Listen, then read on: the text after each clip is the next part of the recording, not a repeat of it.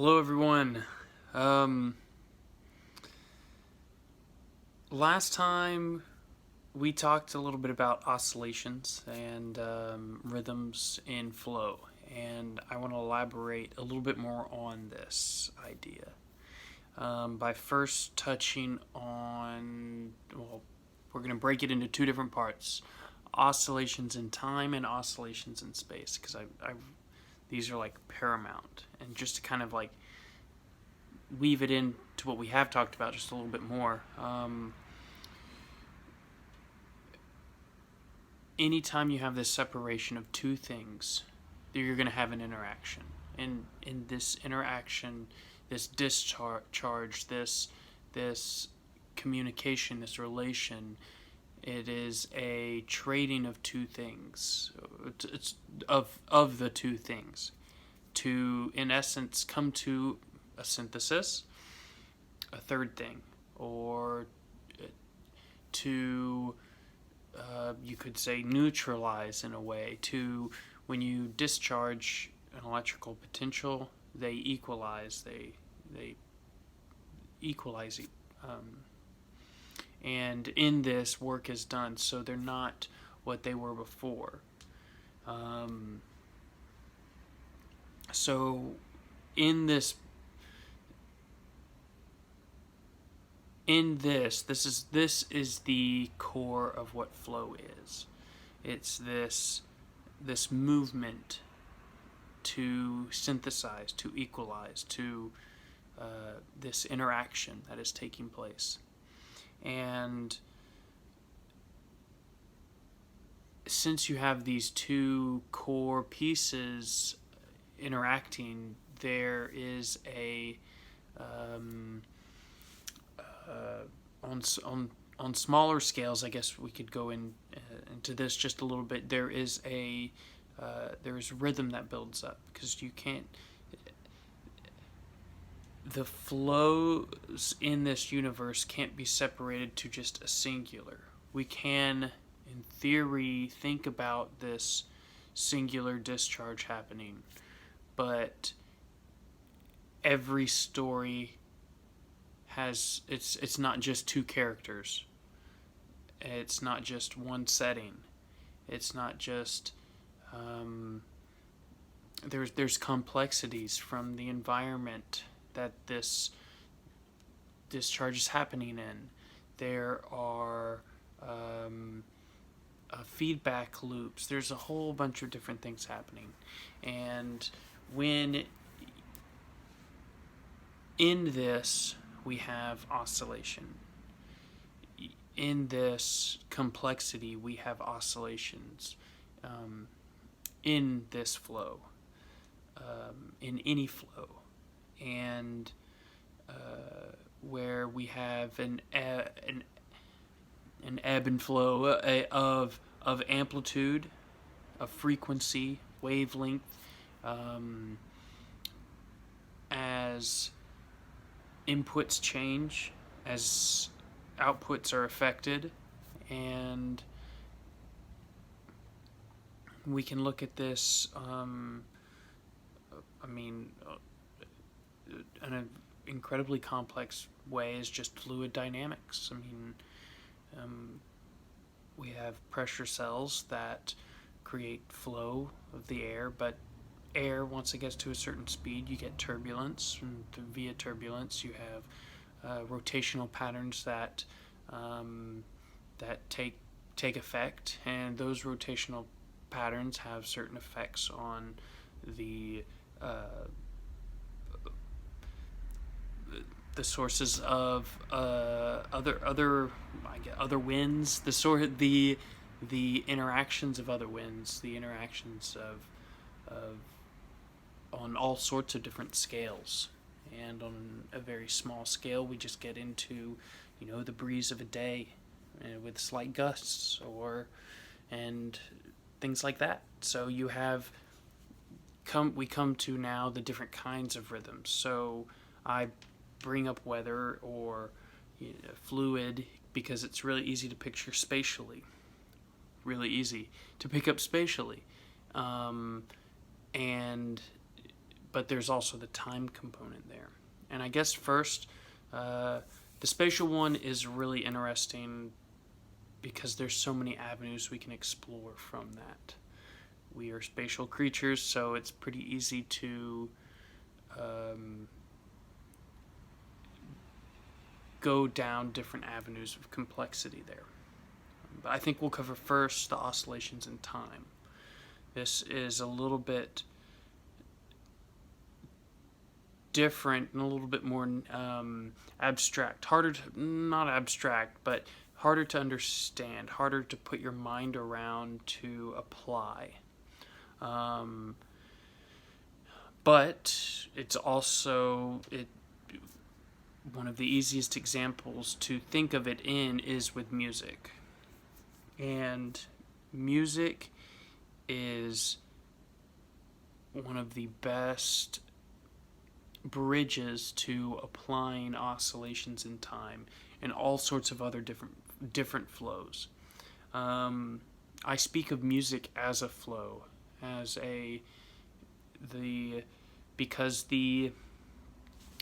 just let's start with the simplest. A monochord is a stretching of a string.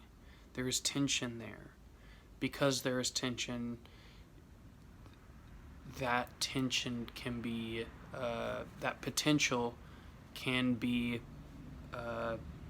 utilized in this the plucking of that string.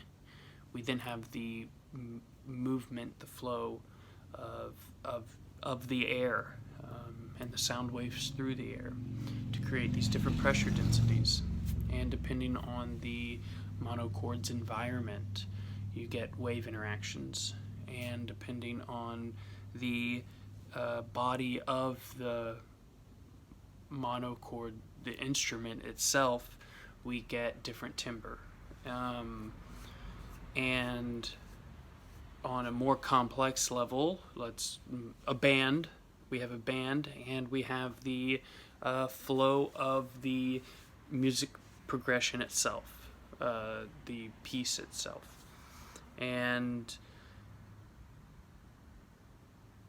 just to start off simply, in flow of a fluid flow, there's a really interesting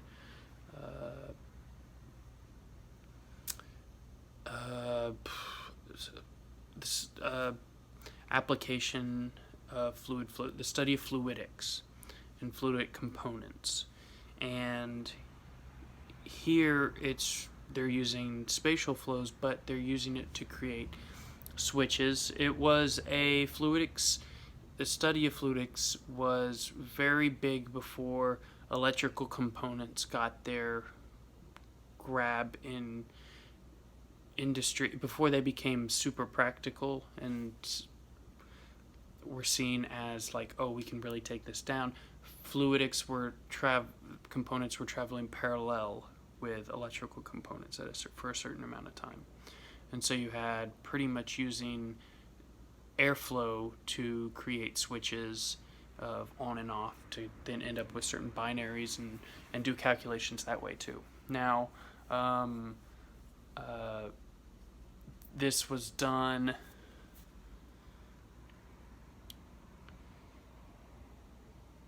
in the flow to create pulses of air.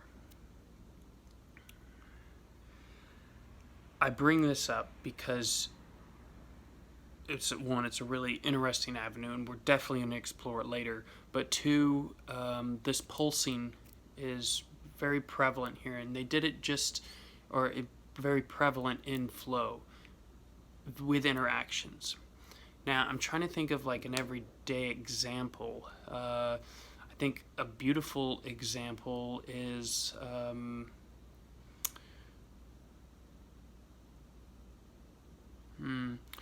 would be driving in a car, you have one window down and you get this pressure oscillation that builds up of the pressure difference between the outside and the inside as the air is moving by the window, across the side of the window. That's a really cool one. But in general, if you have a stream of water that's moving, or air, and you divert a part of that stream to come off to the side and then intercept the the main stream of air at a 90-degree angle. What's happening here is you're kind of doing the same thing that's going on in the car. As the water or air is moving by, the channel fills, and then you get a higher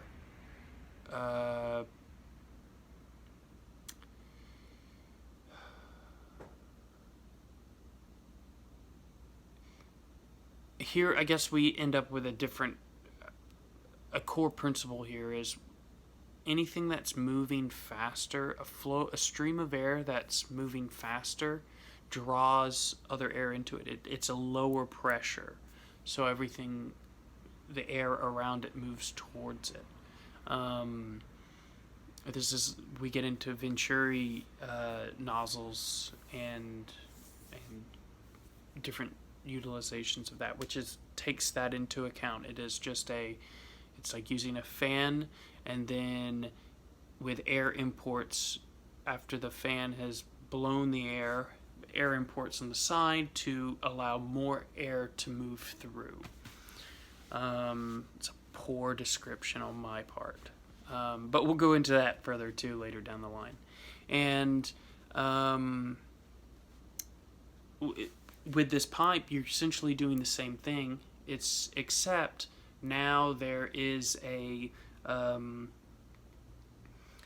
soon as you get a lower pressure here, you have the pulling of the contents of that side pipe towards here, but then you're creating a slight vacuum up here, so then it has to equalize and go back up through that pipe. And with that extra pressure, you actually get it intercepting the larger stream of air and pushing out. So you end up with this pulsing just with a diverting the flow of this airstream or water stream.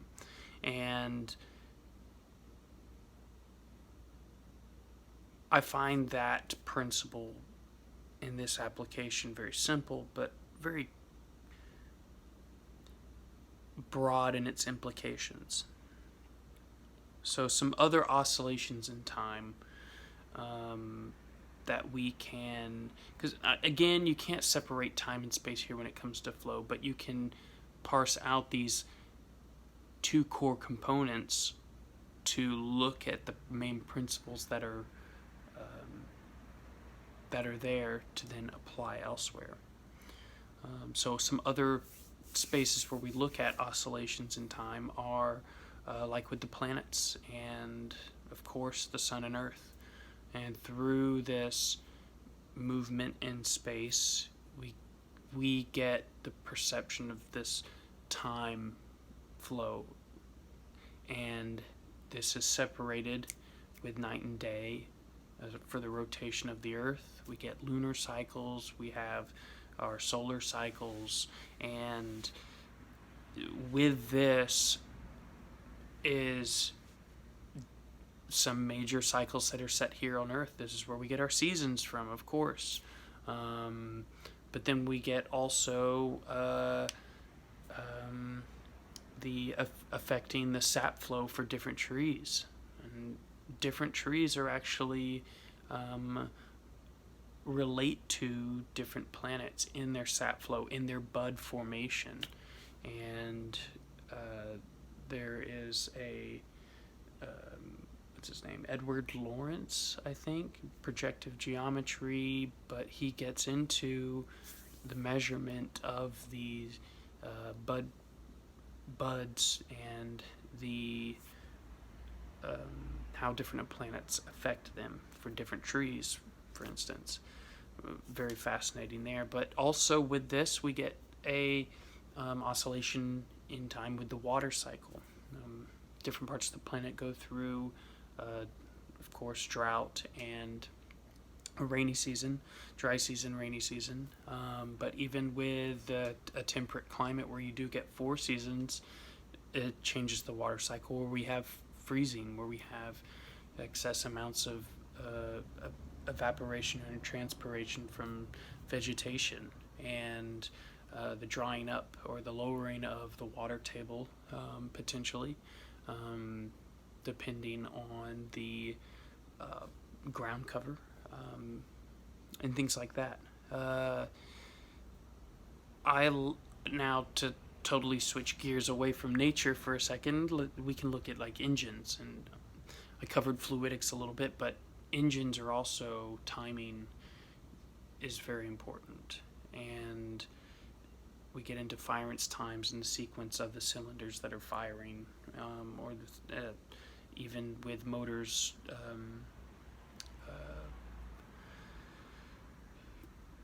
rotation times and stuff. Um,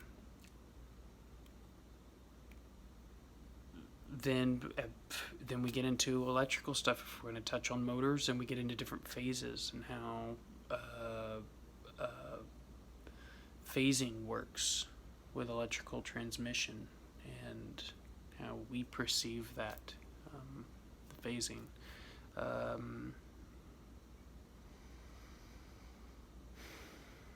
yeah, and then language. We can touch on language briefly here too, which is just, especially poetry, where we get an emphasis, how we use emphasis in language, to create a cadence, a accent, not just the way we pronounce things, but where we put the emphasis in a word.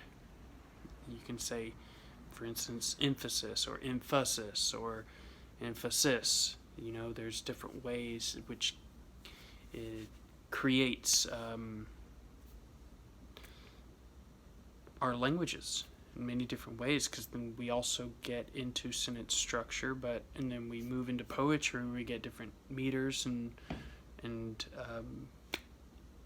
timings like that, and on a more spiritual level, we touch on karma with the cause and effect, and it's how I briefly touch on all these things just to try to explain, try to bring some kind of tangibility into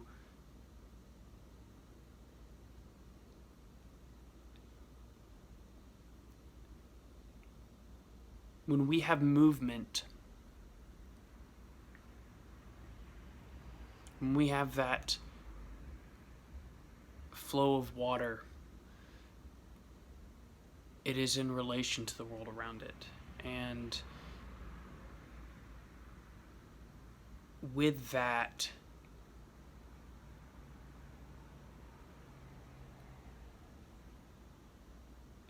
there is always an ebb and flow.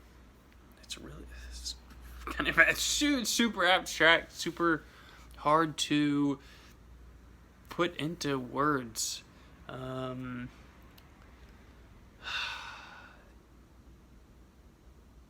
Just as when you have two sound frequencies interacting that are relatively close, that sets up a beat frequency, we have here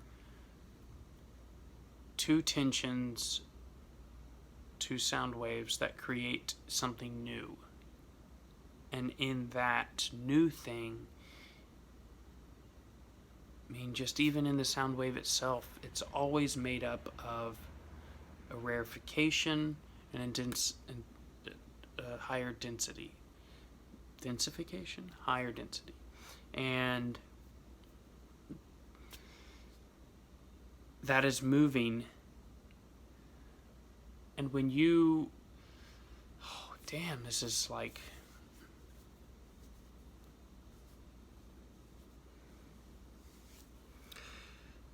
I think I'm realizing now that to describe oscillations in time, you can't separate it from space at all.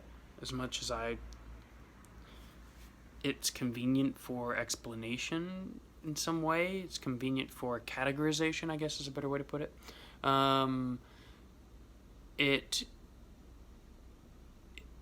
You you can't really fully do it. It is a core principle. It is a core piece of flow. Everything that moves in rhythm with its environment, with the environment, with in relation to itself, and with other characters in the story. And I think so. We'll just leave it there for now, and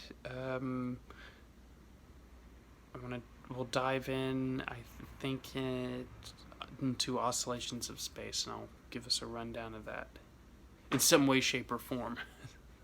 So, see you next time. Thanks.